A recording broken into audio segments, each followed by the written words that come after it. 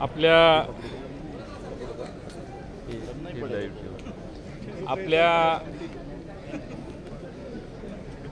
महाराष्ट्राचं बजेट आज मांडण्यात आलं।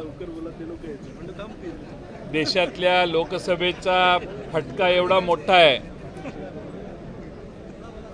की एक म्हण आहे, चादर लगी फटने खैरात लगी बटने।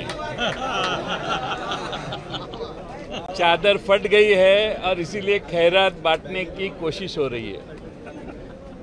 यांना खात्री झालेली आहे की काही झालं तरी आता आपला पराभव आहे आणि म्हणून हा शेवटचा प्रयत्न सरकारने करून बघितला आहे आणि हाही प्रयत्न फक्त 3 महिन्यासाठी आहे, कारण 2.5-3 महिन्यानंतर आचारसंहिता लागणार आणि म्हणून या अर्थसंकल्पात घोषणा करत असताना पुढचे 2-2.5 महिनेच आपण सरकारमध्ये आहोत, तेवढे पैसे वाटप करायचे आहेत, बाकीचे नंतर आल्यावर बघतील असा भाव याच्यात आहे।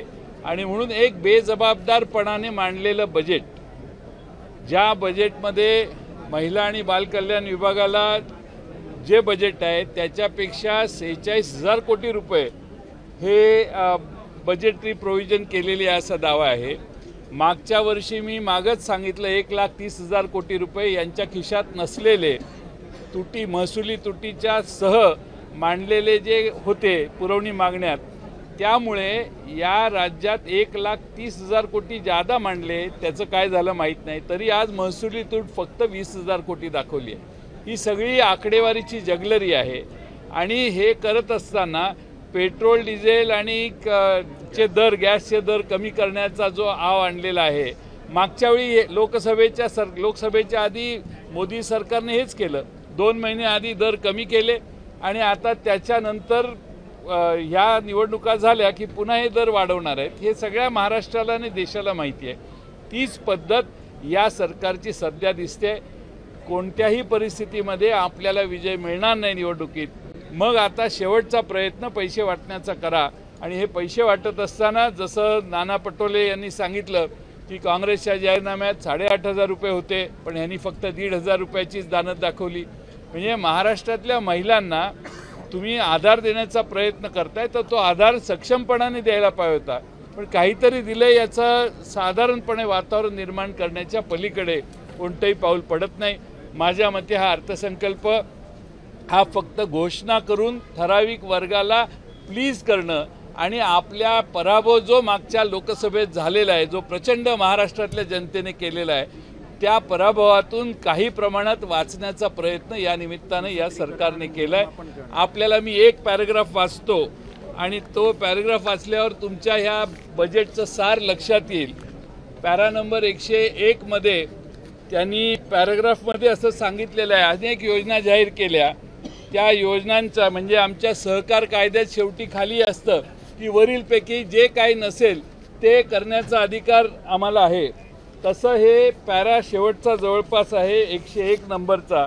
मी आपल्याला पॅराग्राफ वाचून दाखवतो। म्हणजे मी आज बजेट जे मांडलेलं आहे ते बजेट असंच मांडलेलं आहे, आता सुसूत्रीकरण आम्ही नंतर करणार आहोत, म्हणजे त्याचं मूल्यमापन आम्ही योजना केलेल्या आहेत, त्याचं मूल्यमापन न करता आम्ही योजना जाहीर केलेल्या आहेत असा याचा अर्थ होतो। मी वाचतो, I have announced ambitious new schemes for various sections of society in this budget. It has been decided to form a high-level committee to evaluate the schemes and to rationalize them so that the benefits reach directly to the eligible beneficiaries in the state. याचा अर्थ मी असा काढतो की याचं मूल्यमापन न करता या जाहीर घोषणा गडबडीत केलेल्या आहेत। आता एक कमिटी बसणार, त्याचं मूल्यमापन करणार आणि मग याच्यात कशी कटौती करता येईल आणि कशा पद्धतीने मग कारण दाखवून, म्हणजे तुम्ही अमकेच कागदपत्र भरा, अमकेच कंडिशन्स काढा, कंडिशन्स वाढतील आणि मला खात्री आहे की या पद्धतीचा जे जाहीर केलेलं आहे त्यातल्या कोणत्याही गोष्टी फलद्रूप होणार नाहीत। महाराष्ट्रातल्या जनतेला काही दिलासा देण्याचा प्रयत्न यातनं जो केलेला आहे तो महाराष्ट्रातल्या जनतेची निव्वळ फसवणूक आहे। महाराष्ट्राचे MSEB बोर्ड जे आहे त्याची थकबाकी किती आहे आणि त्या बाबतीत खरं म्हणजे मागच्या थकबाकीला माफ करणं हा जर निर्णय झाला असता तर त्याचं मोठं स्वागत महाराष्ट्रातल्या जनतेने केलं असतं। आता इथून पुढे यांचं राज्यच 2 महिने आहे, तर पुढची सुपारी घेणं हे जबाबदारपणाचं लक्षण नाही. म्हणून मी मगाशी सांगितलं की मागं काय आहे, MSEBच्या समोरचे प्रश्न काय आहेत याच्याबद्दल कुठेही भाषणात याचा उल्लेख नाही आहे. पण पुढं मी अमकं करणार आहे म्हणतात, यालाच मी म्हणतो की हे बेजबाबदारपणाचं लक्षण आहे. त्यांनी जर बजेटमध्ये सांगितलं असतं की एवढी जबाबदारी आमच्यावर ऑलरेडी आहे महाराष्ट्र सरकारवर, जी आम्हाला महाराष्ट्र सरकारच्या वतीनं त्यांना द्यायची आहे, तर मग मी समजू शकतो. किंवा थकबाकी एवढी आहे याची वसुलीची हे कार्यक्रम आहेत, त्या सगळ्या गोष्टीवर पांघरून घालून नवी जबाबदारी 14,000 कोटी रुपयाची म्हणतायत. पण मला वाटत नाही ती 14,000 कोटीवर थांबेल. किमान 28 ते 30,000 कोटी रुपये हे या योजनेसाठी लागतील. म्हणून मी वारंवार सांगतोय, हे बजेट फक्त 2-2.5 महिन्याचं आहे. हे सत्तेतून बाजूला गेल्यानंतर आम्ही ज्यावेळी सत्तेत येऊ त्यावेळी अशा गोष्टी आणि या सगळ्या संदर्भात आम्हाला महाराष्ट्रातल्या जनतेला दिलासा देण्याचं काम पुढं करायचंच आहे. ते आम्ही योग्य त्या पद्धतीनं व्यवस्थितपणानं करू. आणि एक शेवटचा आणखीन एक मुद्दा मैं मांडू और हिंदी में भी मांडू. वारकरी दिंडींना अनुदान देण्याची घोषणा केलेली आहे. छत्रपती शिवाजी महाराजांनी देखील तुकोबारायांना नजराना पाठवलेला होता. त्यावेळी तुकोबारायांनी स्पर्श न करता तो परत पाठवला, त्यांचे आभार मानले. पण ही वारी महाराष्ट्रातली जी दिंडी निघते ती जागोजागी लोक भाविक स्वतः उत्स्फूर्तपणाने स्वखर्चाने येतात आणि तल्लीन होऊन त्या वारीमध्ये सहभागी होतात. जागोजागी लोक त्या ठिकाणी त्यांना अनेक ठिकाणी अन्नछत्र किंवा अन्नदात्यांच्याकडून अन्नदान केलं जातं. त्यामुळं 20,000ची मदत आवश्यक नाही आहे, नको असं प्रशांत महाराज मोरे यांनी ऑलरेडी म्हटले, अनेकांनी म्हटलेलं आहे. आणि त्यामुळं महाराष्ट्रातली वारी ही स्वाभिमानाची वारी आहे.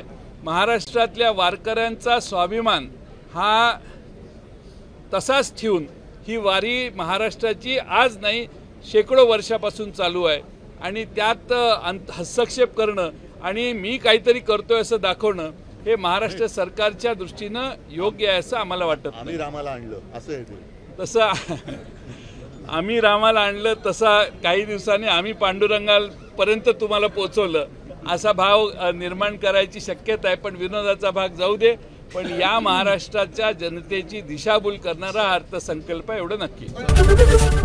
ABP माझा, उघडा डोळे बघा नीट.